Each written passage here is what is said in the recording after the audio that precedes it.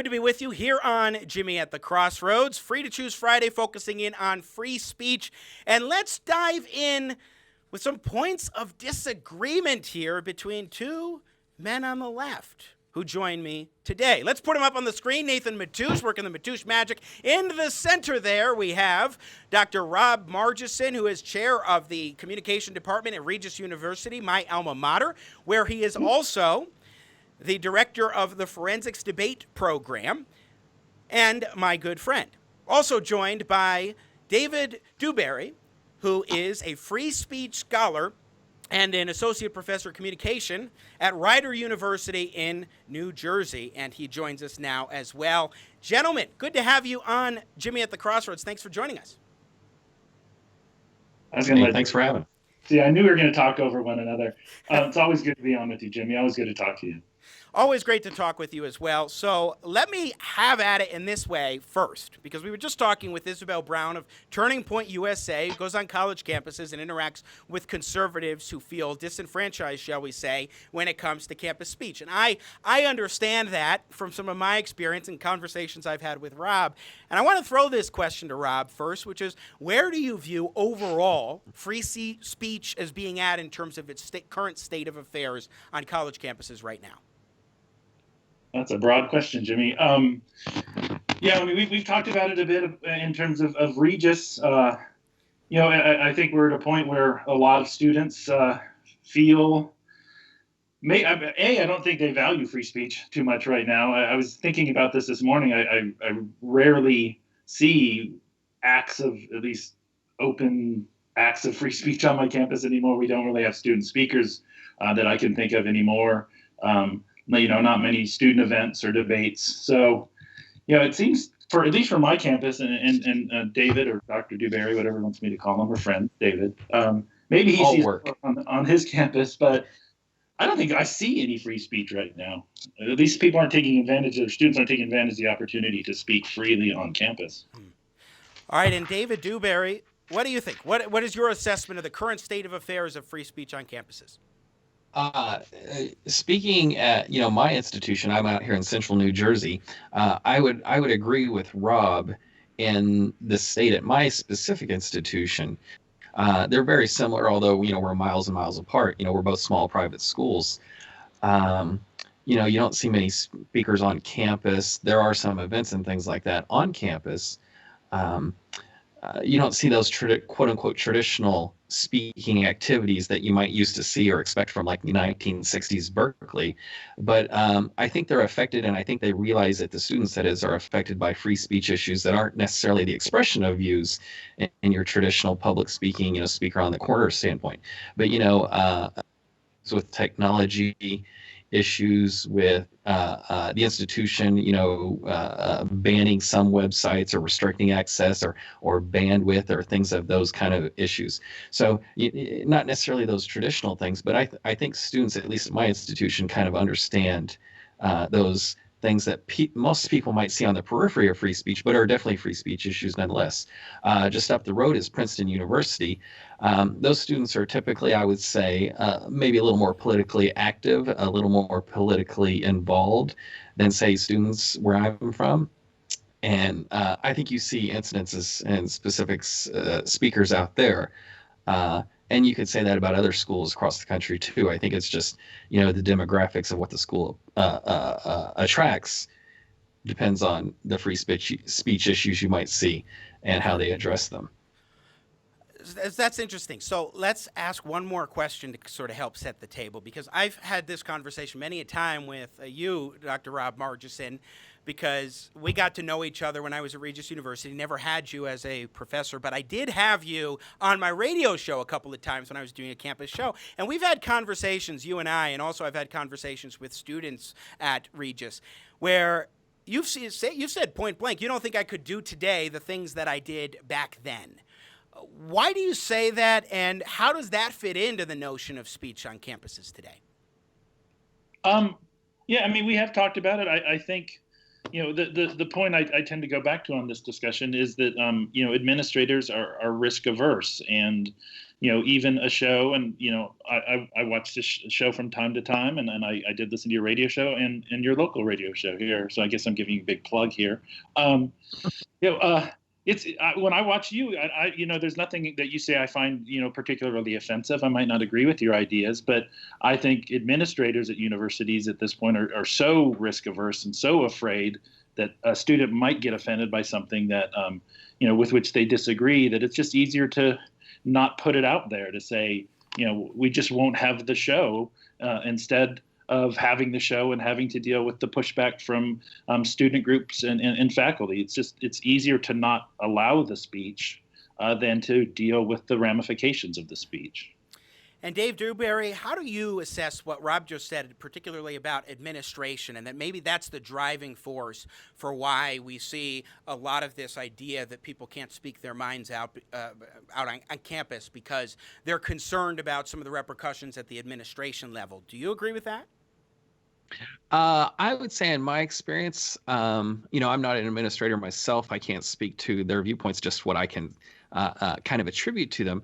I do think that administrators have some concerns, especially at the institutions I've seen. I think they have that concern that Rob speaks to about offending, some students being offended and rather just kind of shut that down. But I think I've also seen those administrators be sensitive to the potential ramifications of silencing that speaker, say, on the right, and what that might bring about. So while you might offend some student on the left, you might censor some student on the right, and that's going to bring a backlash as well. It seems to me most school administrators want to be on the news for two reasons. One, for any good thing a student does, or two, any really great thing a professor does, like winning, the Nobel Prize or something like that.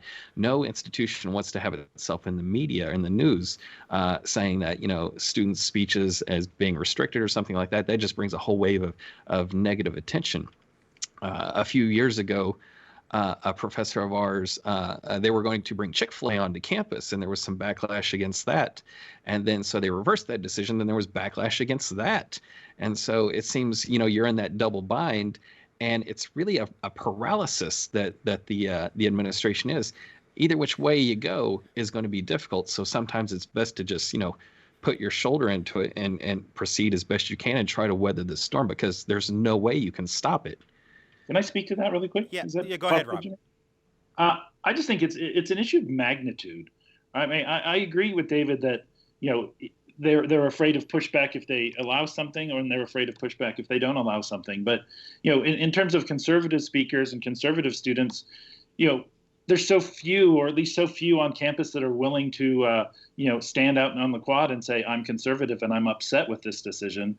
So if they want to, if they have to choose, they'll upset the 4 or 5 conservative students who are willing to admit they're conservative, as opposed to, the 95% of the students on campus that are willing to identify as being on the left and being more vocal. Sure. So, although the great irony, that assumes that distribution of students on the right and left at any institution. Sure. Yeah. But also the great irony is, and we were talking about this in the last segment with Isabel Brown, and I know this, heck of a lot of conservatives on campuses who feel like they cannot and should not speak out, which means that they will not raise a stink over something like that. In fact, when I spoke to Rob's free speech class, a student did exactly that, came out as conservative. It was something. So I want to talk a little bit about an issue where you both disagree. So we've talked a little bit on what the administration is doing as far as their views, how they approach particular things of free speech. But let's talk about campus speakers in particular, because you're both advocates of free speech on campus in many different capacities, but one of you has a view that's more limited than the other in terms of what you would like to see or want to permit on college campuses as far as speakers. So I want to start with free speech scholar Dave Dewberry with this question, which is there a line you think should be drawn on guest speakers allowed onto college campuses because of controversial positions that they might take? And if so, where should that line be drawn? If not, why not? To answer that question, I would say I am what they would call a free speech absolutist. I believe that the language in Congress shall make no law is pretty clear. No law means no law. Having said that, I don't necessarily interpret every word or piece of language in the First Amendment to be exactly what it means. But for me, the most logical position to take is to say there shall be no restrictions whatsoever on any speaker. So you would allow for any student group, say Turning Point USA or other groups, to bring anybody onto the campus? At least as long as they're not doing anything violent and that kind of thing, I would assume. Well, just to make things interesting, I would say the position is any group should be allowed to bring any speaker that they want. Now, I want to clarify just quickly to say, say if the students are paying for it, like a group like Turning Point USA, or if somebody's funding that, that's okay. I'm not necessarily saying that's a good economic or financial decision on behalf of the institution or anything like that. I'm just saying that any speaker is fair game in an educational environment. All right, Dr. Rob Margesson, what say you on this question of drawing the line on speakers on campus? I don't like how he's smiling already. No, that's okay. No, I haven't talked to Dave in a while. It's great to hear him.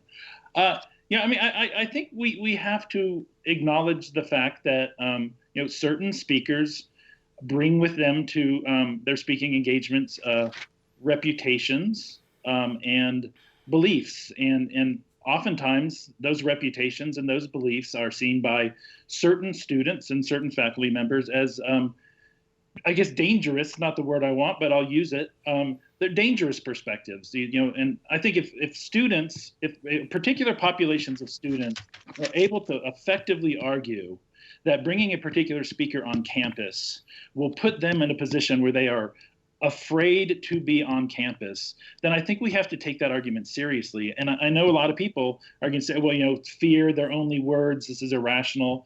But, there are a lot of students who, there are a lot of speakers, let's say, who incite particular members of the campus community to engage in behavior that is dangerous and creates fear amongst particular members of the student body. So, I think if someone is coming on campus and advocating for particular perspectives that don't necessarily demand violence against a particular group, but incite people to the idea of doing violent and dehumanizing acts against particular populations, I really think that has no place on a college campus. So, Dave, I'll get to you in just one moment, but I want to ask Rob to give a few examples of some speakers that you might find to be inciting of particular student groups to the point where maybe they just shouldn't be welcomed onto campuses.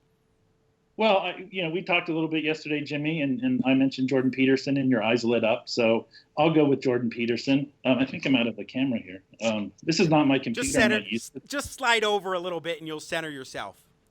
Slide to your other side. There we go. There you go. He's trying to move you from the left to the center. That's it. Yeah, exactly. Good luck with that. Go ahead, Rob. No, so, for example, I mentioned Jordan Peterson to you yesterday, and your eyes lit up. I think that's an example of a speaker who, if you look at his speeches and you look at his beliefs, they might seem, like those aren't dangerous. He's not advocating doing violence to particular, student populations or particular populations of people.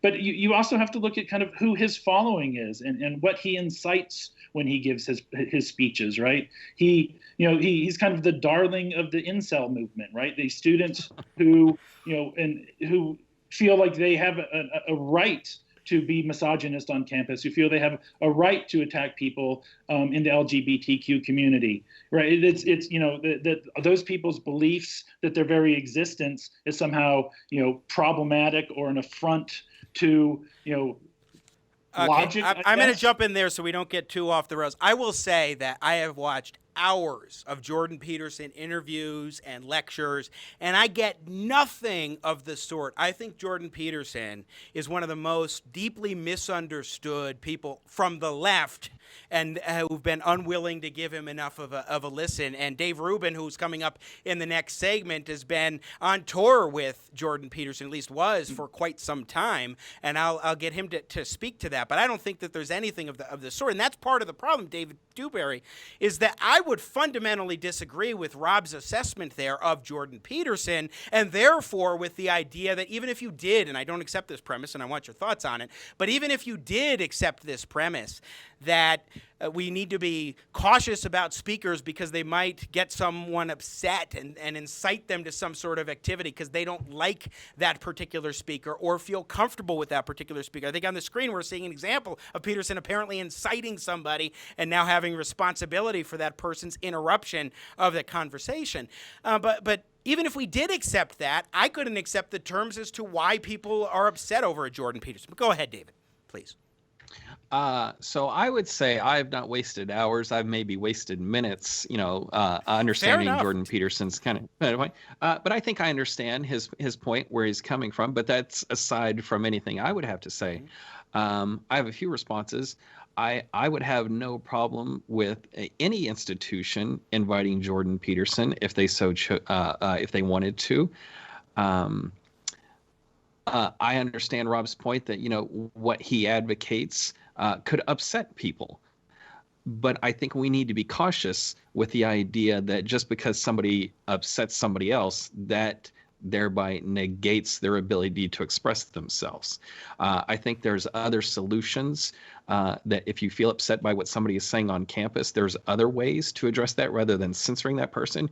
You can certainly speak out. I'm hesitant to advocate for a heckler's veto where somebody in the audience tries to drown out the speaker. That's the same thing as censorship to me. But, counter events could very well be that. I know Jordan Peterson. He's very articulate, and he's been doing this for a while. He's got some age and experience on the average student, and I know that can be intimidating for a student to challenge somebody like that. But I also see plenty of videos of students challenging Jordan Peterson, as well as other speakers from the right. And I think that's the great thing that we see that kind of marketplace of ideas and acts, and people challenging each other and debating them without resorting to censorship, either in official or unofficial ways. And so I certainly understand students can be upset by things, and I don't want to trivialize, how people's feelings are by when they encounter something. I mean, I could say something, like, well, I have to take a math test later, this week, and so that upsets me, so I shouldn't have to do that, right? That's not necessarily what we're talking about. But it's you can't have a person's, an audience member's reaction dictate whether somebody gets to express their views. My second response to this, and I'll keep this brief, is that these are, in a sense, the kind of people that you want on college campus. It shouldn't be a question of let's not have them on here. Instead, let's bring them to campus, because if you genuinely think they're wrong in their views and their opinions, you should help them get the correct views and opinions, not try to silence those.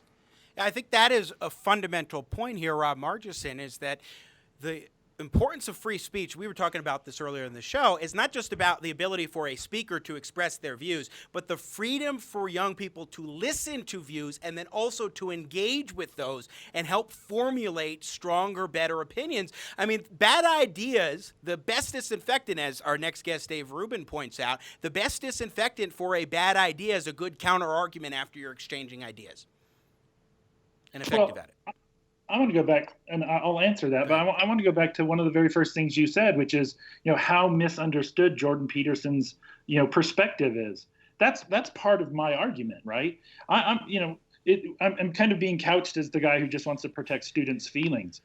The people who misunderstand, it's not just the left who misunderstands its arguments. It's the the violent incel community who's associated with the right. I won't give you the incels to make you look bad, but they listen to his arguments. They come to those presentations, and they're the ones who create an environment on campus where students feel like they are not safe. I'm not saying students shouldn't hear things they disagree with. I'm saying we shouldn't bring people onto campuses who incite people to engage in oftentimes acts of violence, but also other degrading and dehumanizing acts because they feel empowered because their university supported this person. Wait, Rob, hold on a second. One thing that's important, I think, to keep in mind here is that it's not, when you bring a Jordan Peterson and others to campus, it's not those people, the incels that manage to sneak into the group group or whatever that are causing violence or making people feel uncomfortable or trying to do anything that's interrupting or negative or harmful to people. It is those hecklers who are trying to have what Dave called the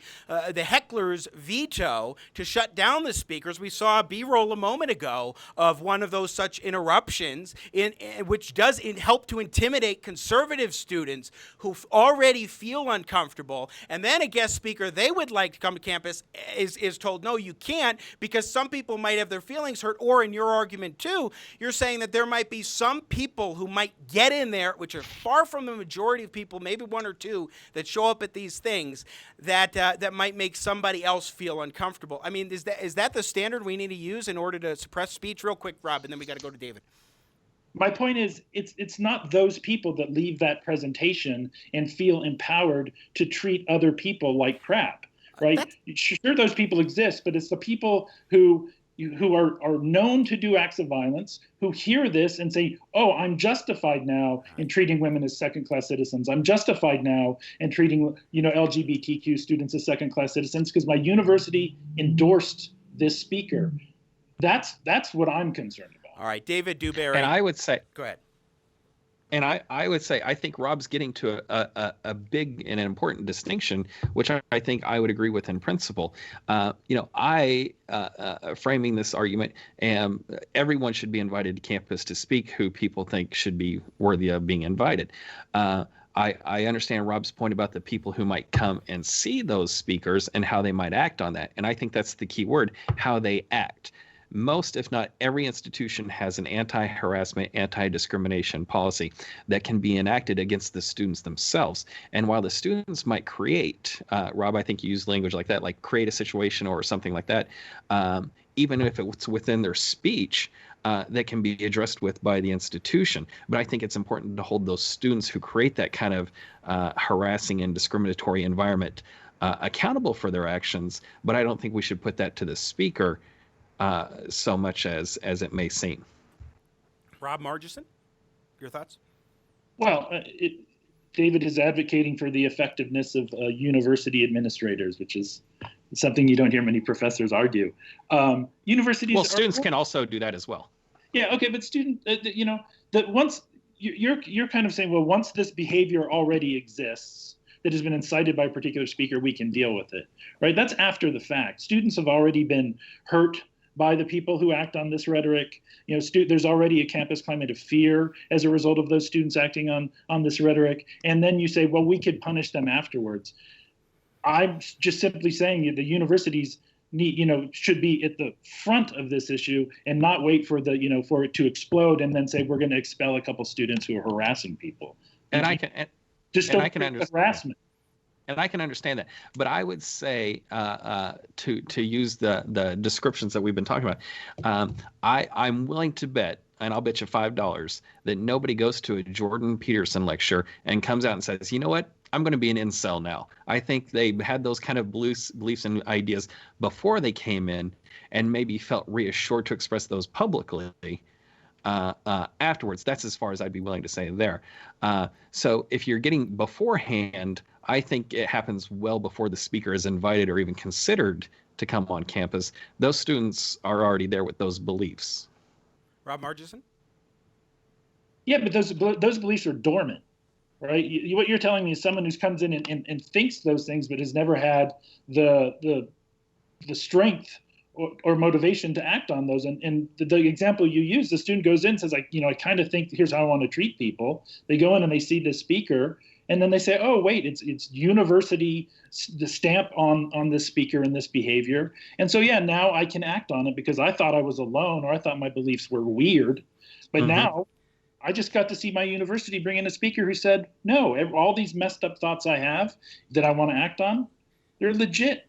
Well, that's as far as that's the extreme position I was willing to take. But I'm willing to bet most people that have that fundamental deep drive are already expressing those to some degree. It may exacerbate that, I'll give you that, but it may not. But I'm not willing to say that there was an on-off switch that happened with that speaker. Let me just add something into this, which is that to the point on a certain individual comes to a speaker and feels that they have been reaffirmed in their beliefs.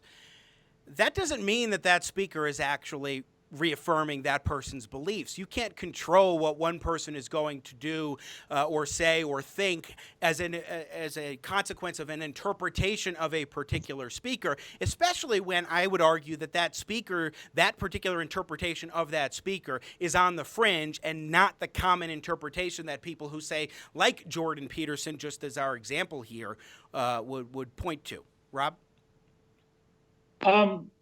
Yeah, you can't predict that, but you can look at the past, right? You can look at speakers and see what happens on the campuses that they visited. You can look at speakers, and I know we're just hovering on Jordan Peterson, and that's fine because I don't want to try and box you into extreme corners.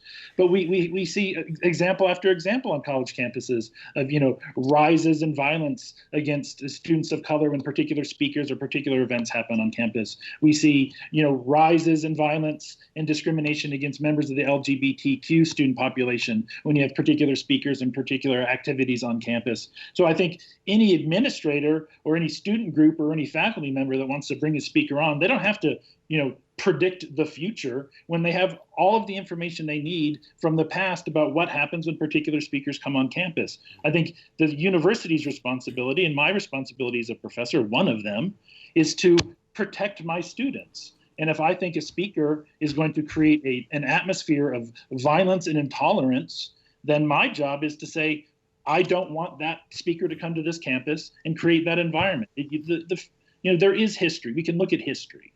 It's pretty easy. Free speech scholar, fellow man of the left like Rob Margesson, David Dewberry. What's your thought on that? I think I do agree in principle with Rob. It's our job to protect our students, but it's also our job to educate those students. And knowing that we only have average 4 years to work with these young people, once they get out into that quote unquote real world, there's no one there to protect them, right? And so I think one of the things that we need to do as educators at every level is not only to understand why another group gets to speak despite the consequences or the implications of whatever they're saying, but also how to understand and address and work through those arguments and opinions. I would love to live in a world where if everybody just thought the same thing as I do, we would get along swimmingly, but we live in a radical plurality. And I think part of this world that we live in terms of guest speakers and inviting people over to our campuses to speak, that's something we have to face, not outside of the educational safety of the university. And I think it's also our job to protect and prepare our students to deal with that once they exit. Now, unfortunately, I have to run. We're out of time, but we ought to have you guys back for further discussion down the road. Always enjoy a good conversation with Regis University Professor Rob Margesson and David Dewberry. Haven't really had a conversation with you before, although we chatted yesterday. So great to have you on as well. Thanks so much for joining us, gentlemen. Thanks for having us, Jimmy. Thanks for having us. You just watched a clip from Jimmy at the Crossroads. Don't miss more engaging, intelligent talk. Subscribe to the Jimmy at the Crossroads YouTube channel today. You want to catch our live show.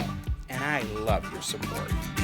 I got Jimmy at the Crossroads, making sense out of no sense.